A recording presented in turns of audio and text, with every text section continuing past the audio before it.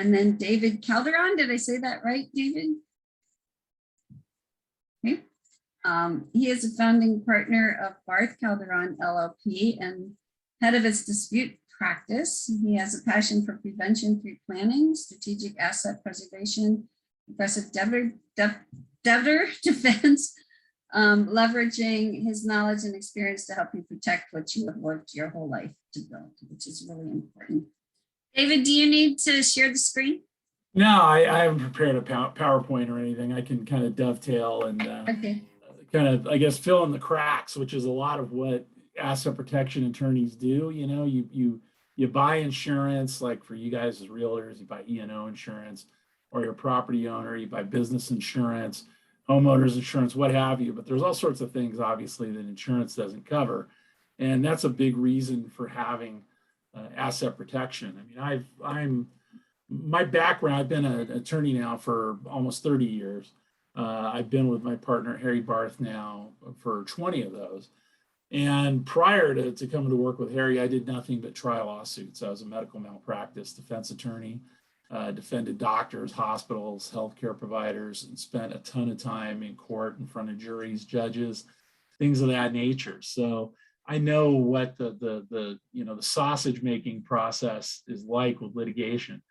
And, the bottom line is you don't control it. Once you're in litigation, as Steve has attested to, a lot of this stuff is out of your control. You think you can have the best case in the world and you still get slammed by a judge or you get slammed by a jury, even with somebody as good as Steve in your corner, which he is. And, representing you in court, he'll fight for you and is the best representation you can get in this area.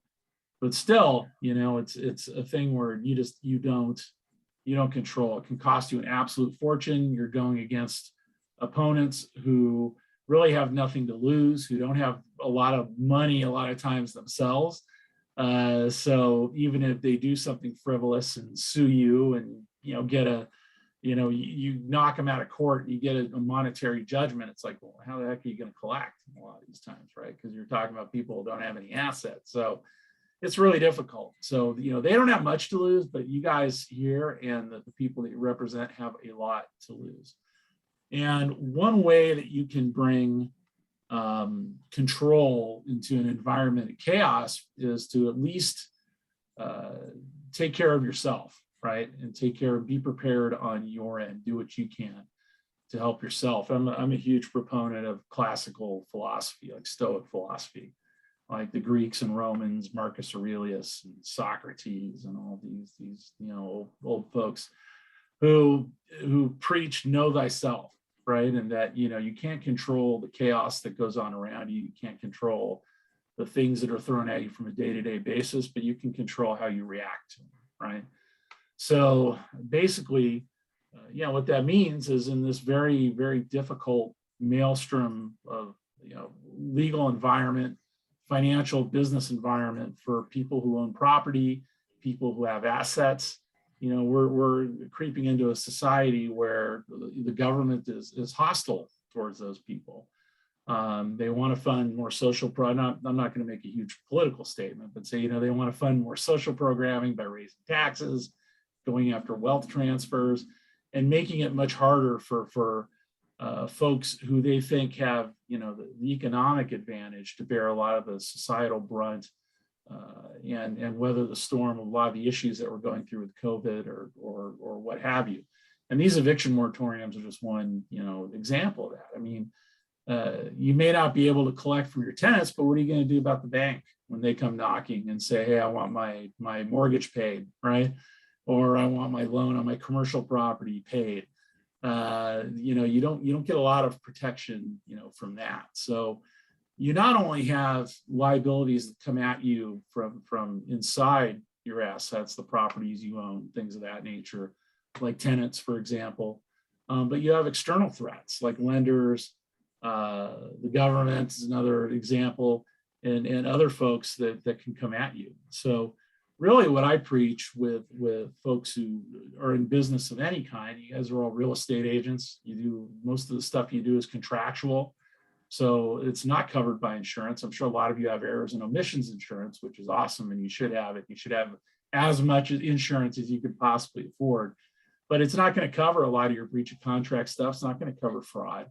In these days, with property values through the roof, I'm sure you guys run into issues where you get an offer accepted on a property. You think, hey, I got this great price, and then all of a sudden the seller may say, screw it, hey, I can get more, right? They get a little greedy, or someone jumps in and snookers your deal, something along those lines, and you end up in arbitration, or you end up in court.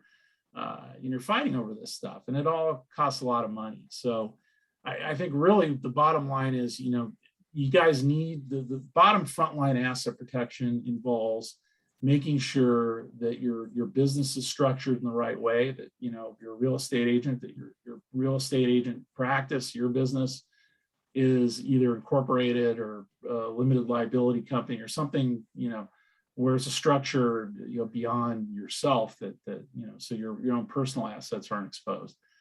Make sure that your paperwork's in order. I think a lot of you are probably members of networking groups and professional organizations where you may bump into attorneys from time to time. Get to know them.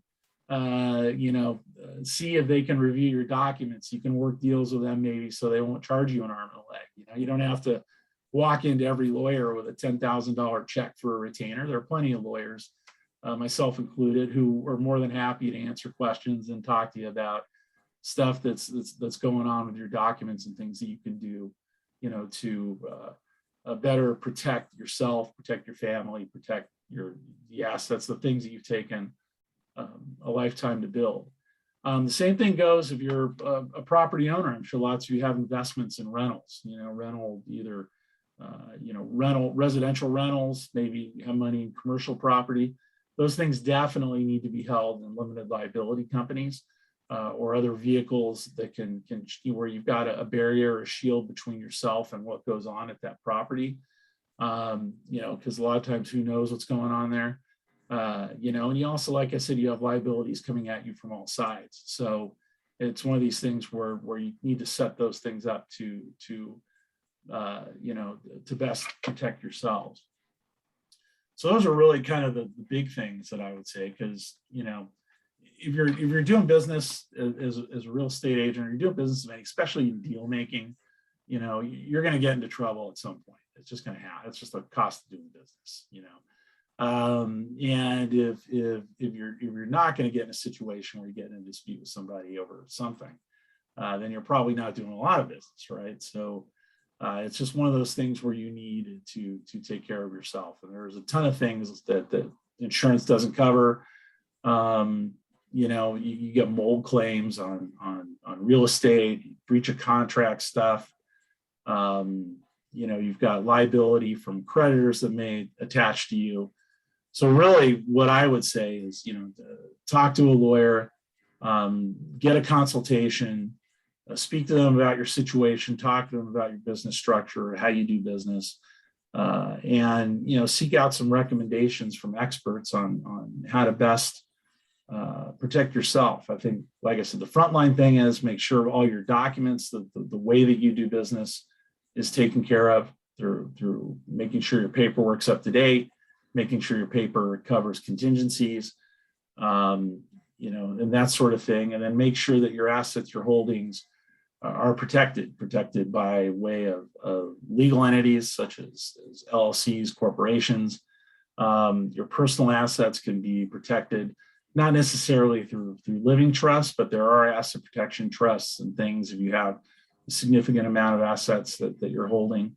There's also various things that can be done in terms of leveraging property you have, leveraging your own home and creating barriers between yourself and creditors. So I don't think we have a lot of realtors, but we have a lot of people that own property. Okay.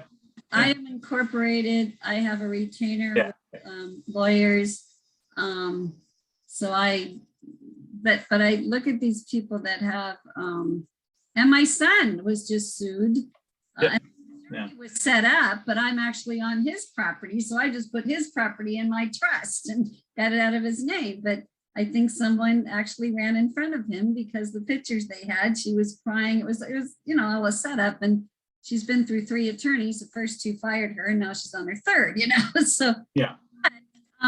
You think about, I'm sure a lot of people don't have a corporation that have rental property. How are they to protect? I know Jeanette has property. So how are they to protect themselves, protect their properties? The easy Everyone question to should that, incorporate. I would recommend putting it in a limited liability company, creating an LLC. We create those all the time for people that own property. A lot of times for asset protection purposes, we'll create them in a jurisdiction other than California and then have them licensed to do business in California, because some other states like Nevada, Delaware, Wyoming provide much better asset protection value than California does. And that's perfectly legal. You can do that.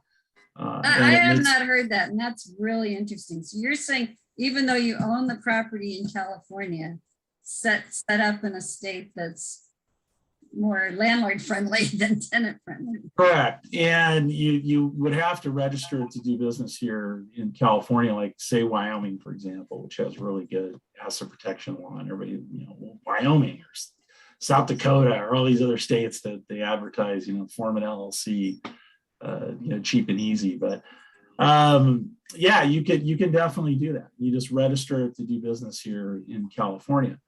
And so say someone, sues you for something you don't have insurance coverage for, maybe some form of intentional conduct or something that happens on the property, or a claim or something that's not covered by insurance, and they get a judgment against you that's not covered by insurance or that exceeds the insurance policy limits, which is common.